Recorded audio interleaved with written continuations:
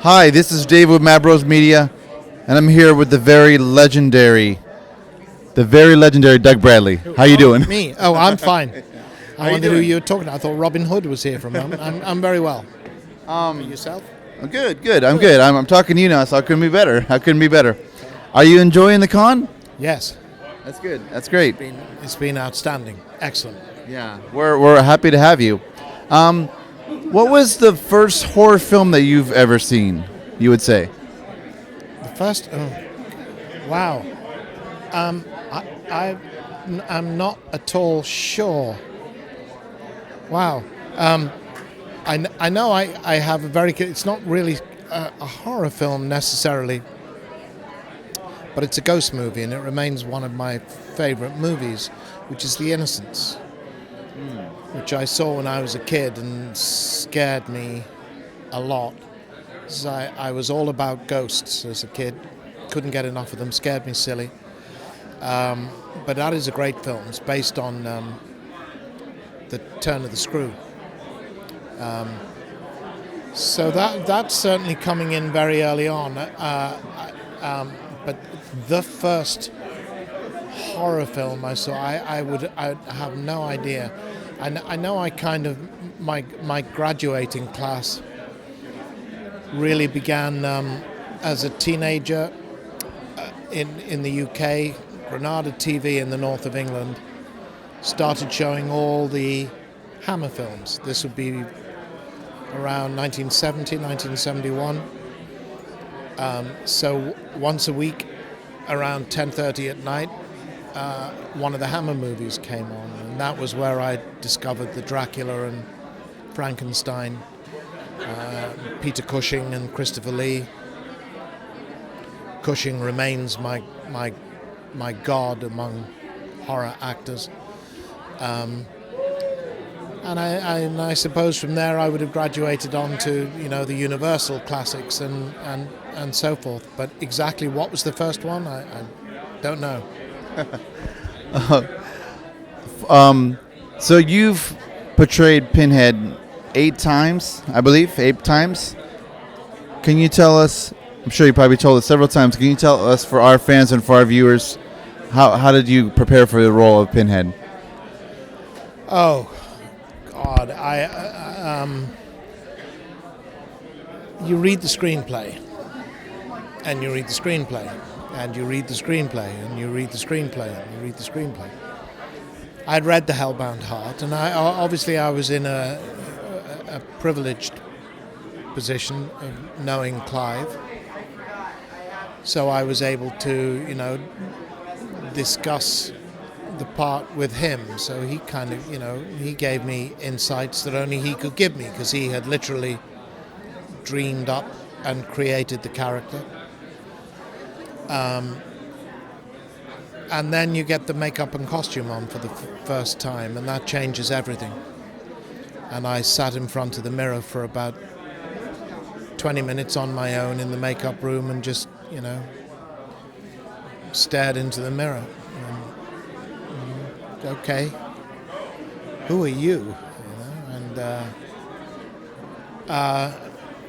that really, I mean, there's not much else you can do in the case. As far as I know, there's nowhere I can go to observe Cenobites at work, or or the standard questions you might ask yourself as an actor. What does he do in his leisure time? What does he eat for breakfast? What car does he drive? None of these questions really apply to Pinhead. So it's most of the work is between the words on the page and your imagination, and whatever that process is what happened. Yeah, and what a haunting portrayal that you've created and that we all just love. You went to secondary school with Clyde Barker, correct? Yes. And so you known him all that long time. So how was it that growing up with him and then being in film, a film directed by him? How was that? How was that? Well, it was wonderful. I mean, it was very exciting. Yeah, I mean, I had first met him in rehearsals for the school play, and then we were doing theatre at school, after school, in Liverpool. We had our own experimental theatre company.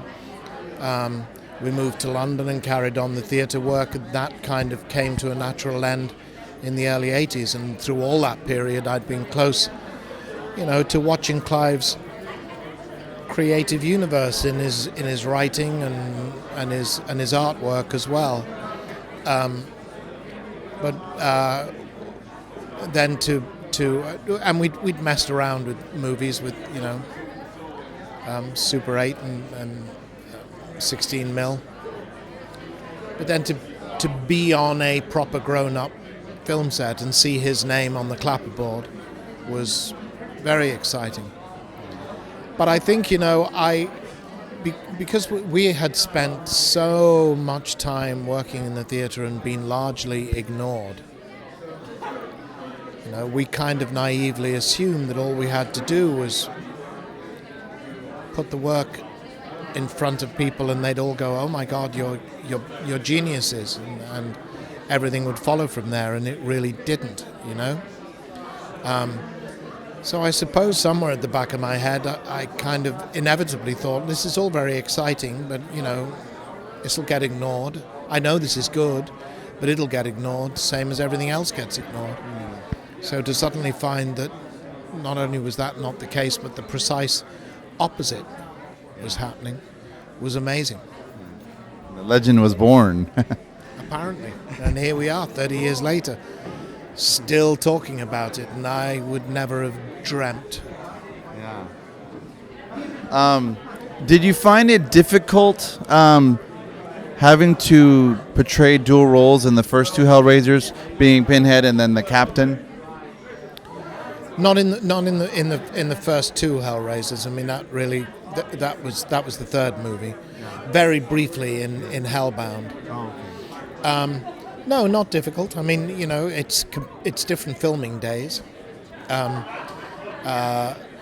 It's a different character. It's a whole different thing. I mean, for me, very much, the journey to Pinhead was very much about the whole makeup process and those 3 or 4 hours in the makeup chair, and the very specific nature of Pinhead's costume. That put me in my Pinhead place. With Elliot, it's a very different thing. It's 10 minutes in the makeup chair for a start, and it's this rather dapper military uniform, which takes your head to a completely different place. So that's easy enough. The only the one time I would say it was complicated was on Hellraiser 3. We did a split night for the scene where Pinhead and Elliot confront each other. My stand-in was playing Pinhead in the first half of the night, and I was Elliot, so we were shooting my half of the scene. Halfway through the night, then I went into makeup and did, in the second half of the night, we did the second half of the scene, Pinhead in relation to Elliot. That was a bit of a trip, and I know there were a couple of occasions when they asked me to as Elliot, shooting Elliot's half of the scene, just to go on to Pinhead's marks and demonstrate how Pinhead would play this half of the scene. So I'd do that, and then I'd come back to Elliot, and I couldn't lose Pinhead's voice. So it can get a bit, who am I today? Well, that just kind of I think that just shows the genius and your theater experience, right? Well, also I mean the reverse of that. I remember a day on Bloodline, the fourth movie. I was shooting quite a long scene with Bruce Ramsey, and I'd done my Pinhead stuff, and they said to me we were now going to relight and come round and shoot Bruce's half of the scene, and I was staying to play Pinhead off camera to Bruce. and they said to me, you're actually done for the day, and this relight is going to take us a while. So why don't you go and get out of makeup and costume now, and then come back and do the lines off? So I said, okay, that'd be great. Yeah. So I did, and then I came on set, and I'm in tennis shoes and jeans and a t-shirt, trying to be Pinhead, and I couldn't get it, because, as I say, the makeup and the costume puts me there, and I found it very hard to do it. Just dressed in ordinary clothes, civilian clothes. Yeah. So the last question. So coming to Crypticon for multiple times, what does it mean to you? What does Crypticon mean to you?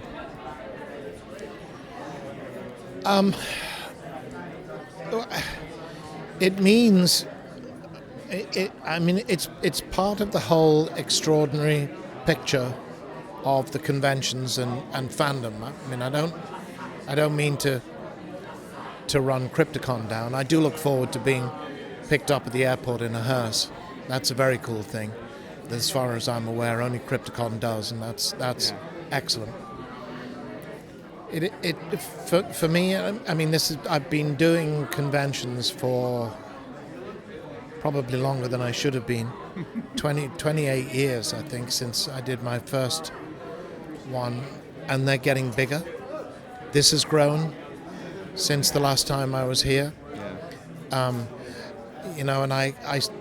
I joke sometimes that my life is this extraordinary process where from time to time I get in the car, or I get on an airplane, and I wind up in a hotel somewhere in America, and I sit down behind a table, and all these kids dressed in black cotton appear and give me money, and then I go home again. The fan base is extraordinary, and has been wonderful to me, and it rolls on generation to generation. It seems almost seamlessly, and they are so knowledgeable and so loyal. It's amazing, and I am very lucky and very, very humbled and grateful, as I think we all are within this industry, to have this fan base that cares so much about us. It's bewildering to me.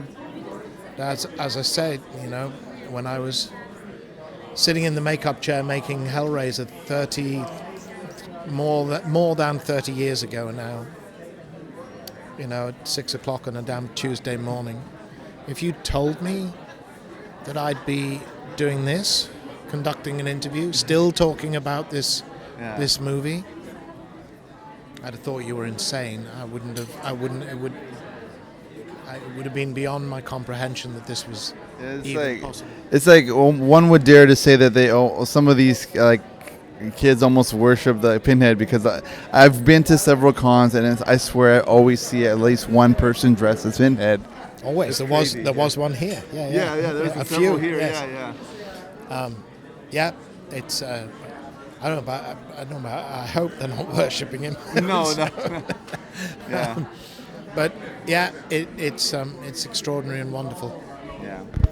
Well, I want to thank you so much. It's been a great honor, Mr. Bradley. Thank you for joining us. You're welcome. Thank you. Yeah. And this has been David with Mad Bros Media.